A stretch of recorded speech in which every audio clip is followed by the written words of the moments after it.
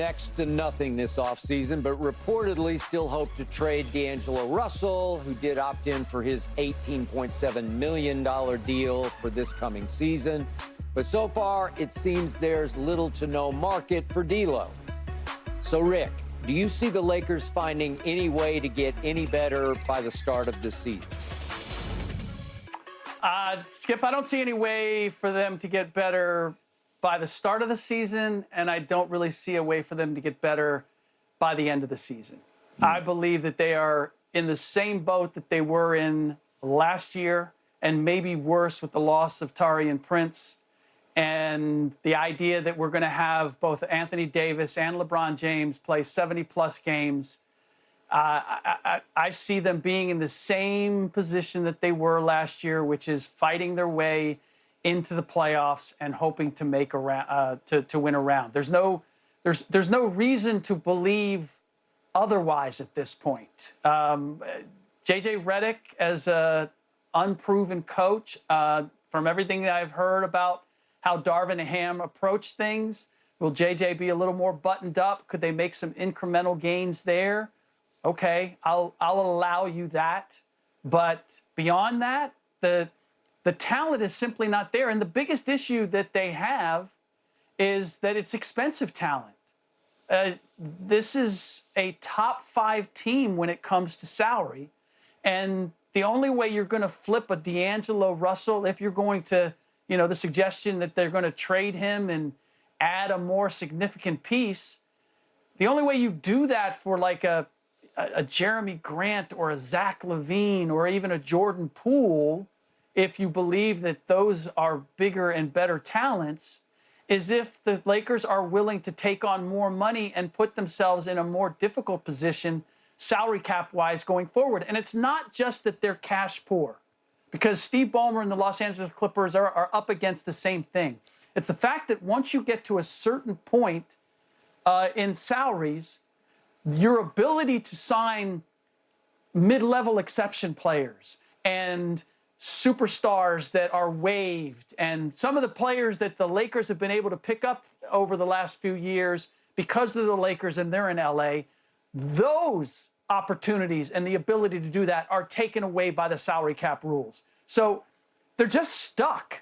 And the idea that they're somehow going to turn water into wine is just not realistic at this point. It's no more realistic this year than it was last year. Keyshawn. So in other words, Rick's saying I should just climb into my casket and close it and go ahead and have them lower me into the crowd and throw the dirt on me in the Lakers. I think there will be some drama. I think there will be reasons to watch the Lakers, but it won't necessarily be because of what they're doing on the court. Well, look, it seems like they obviously keep trying to ship off D'Lo, and no takers are willing to take that $18 million salary in his subpar, inconsistent play.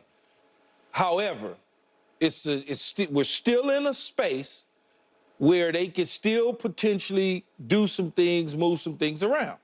You got to remember, too, Gabe Vincent didn't really play for us last year. Who else was it, though, Skip? It was Jared Vanderbilt. Jared Vanderbilt. Christian Wood. So Cam Reddish. And Cam Reddish. Yeah. They brought those guys in with the hopes of them being healthy and contributing. They didn't get the opportunity to really stay fully healthy nor contribute at the level that they probably hoped that they would.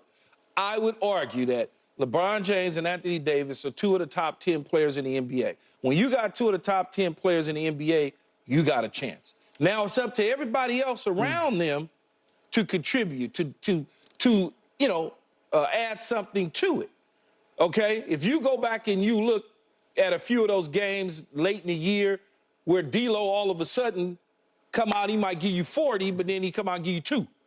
That inconsistency is what hurt the team. It's more about the consistency. Can we find 1 or 2 players that gives us a consistency? On a consistent basis, is Zach LaVine that guy? Is all of a sudden figure out how to manipulate the salary cap to get a Trae Young and bring him in? Is that what you're looking for on a consistent basis? Because if you got the consistency from D'Angelo Russell, in some of those monster games that he had, and maybe not even the 40-point game. Just give me a consistent 20, give me a consistent 18. If you gave me that, what would the Lakers be with those other guys added to the piece of the puzzle? And we need another big. We got to get, I don't know where you find one at, but you got to get another big body, because the one guy that's our Achilles heel, or the two teams that could potentially have Achilles heels to us, is Minnesota and Denver. Those are who we're looking at. We're looking at them because we can't get past that. If we can get past that, I'm not worried about the other teams. I know Memphis is getting job back. I'm not worried about that. Dallas? You're not worried about Dallas? I mean, we blow on Luka. Oklahoma City? Oklahoma City? Well, we not dominated, but we handled Oklahoma City pretty handedly last year with our roster, Skip. You did. Okay, so I give you that. Dallas, on the other hand, we just got to figure out the whole Luka piece. He with us half the time anyway. I mean, that's just, he with us half the time anyway. Yeah. Okay, so Rick, I'm going to amplify and underline a point that Keyshawn made. I'm watching this team, this U.S. Team USA, and I'm listening to our man Paul Pierce say that this team would dominate the Dream Team.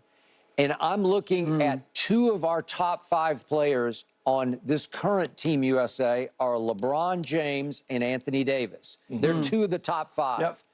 And there are certain nights in the practice games where I thought Anthony Davis was the best player on the floor.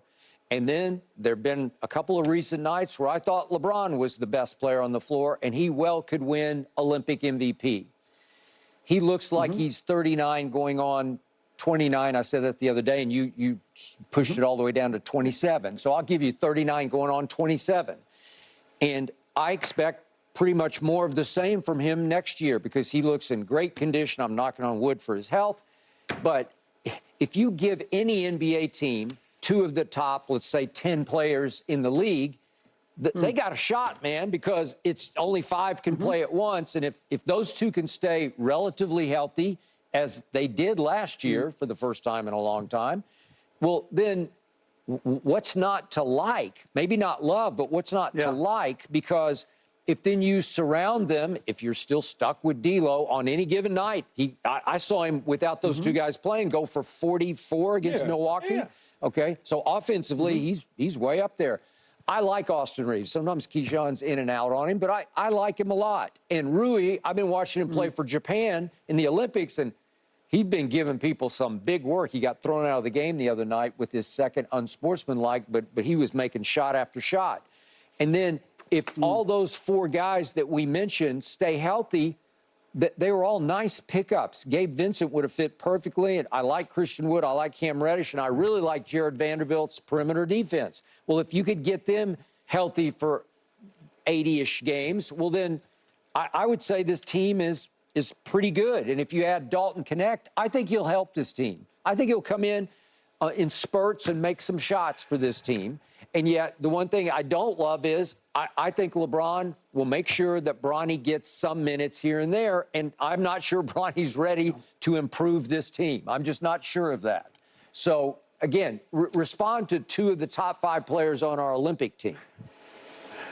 Well, first of all, yes. And this has been the case last year was the same, which is if we were just taking a 20-minute segment of play, or games were only 25 minutes long, then LeBron and AD could have a huge impact.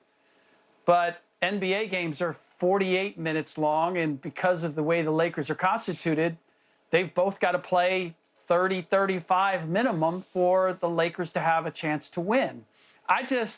So in small spurts, both of them, and Anthony Davis last year overall, I thought he was tremendous. He was a Defensive Player of the Year candidate. At one point, I thought about putting him at the top of my list. He was that good. And his offensive rebounding has gone next level.